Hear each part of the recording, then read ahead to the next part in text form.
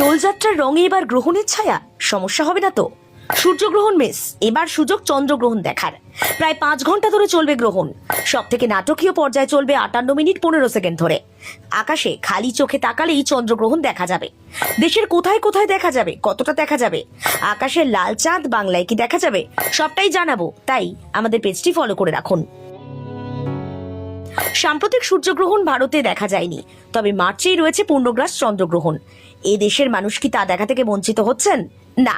তবে সূতককাল মানতে হবে কিনা, হোলিতে কোনো প্রভাব পড়বে কিনা, তা নিয়ে অনেকেই জানতে চাইছেন। উৎসবের রঙে গ্রহণের ছায়া পড়বে কি, আমরা সবটাই বলবো, তাই ভিডিওটা না টেনে সম্পূর্ণ দেখুন। চন্দ্রগ্রহণ কখন হয় প্রথমে এটা জানা দরকার। চাঁদের নিজস্ব আলো নেই, তার উপর সূর্যের আলো পড়ে, তারপরই তাকে দেখা যায়। পৃথিবীর চাঁদ ও সূর্যের মাঝে এলে সূর্যের আলো চাঁদে পড়ে না, পৃথিবীর ছায়া পড়ে, তখনই হয় চন্দ্রগ্রহণ।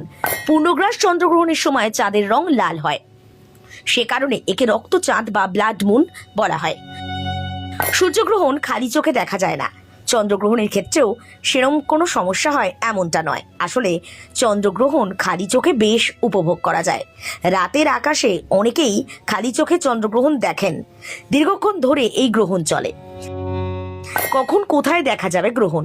3রা মার্চ পৃথিবীর যে যেদিকে রাত থাকবে সেখান থেকে দেখা যাবে চন্দ্রগ্রহণ। ভারত থেকেও দেখা যাবে কম সময়ের জন্য। 5 ঘন্টা ধরে গ্রহণ চলবে। নাটকীয় পর্যায়ে চলবে 58 মিনিট 15 সেকেন্ড ধরে। আকাশে খালি চোখে দেখা যাবে চন্দ্রগ্রহণ। পৃথিবীর সব জায়গা থেকে দেখা যাবে না। আমেরিকা পশ্চিমের রাজ্যগুলি থেকে গ্রহণ দেখা যাবে। 3রা মার্চ ভোর 4টে 4 মিনিট থেকে 5টা 2 মিনিট পর্যন্ত, এটা আমেরিকার সময় অনুযায়ী বলা হলো, গ্রহণ দেখা যাবে। ভারতে পূর্ণগ্রাস চন্দ্রগ্রহণ দেখা যাবে 3রা মার্চ বিকেল 4টে 58 মিনিট থেকে। এটা ভারতীয় সময় হিসেবেই জানালাম। দেশে পূর্ণগ্রাস চন্দ্রগ্রহণ শেষ হবে বিকেল 5টা 32 মিনিটে। খণ্ডগ্রাস দেখা যাবে রাত 7টা 53 মিনিটে। কেন পূর্ণগ্রাসের সময় চাঁদের রং লাল হয়, এ প্রশ্ন অনেকের মনে। দেখুন, পূর্ণগ্রাস চন্দ্রগ্রহণের সময় চাঁদ পুরোপুরি কালো কিন্তু হয় না, তার বদলে লাল হয়। কেন হয়?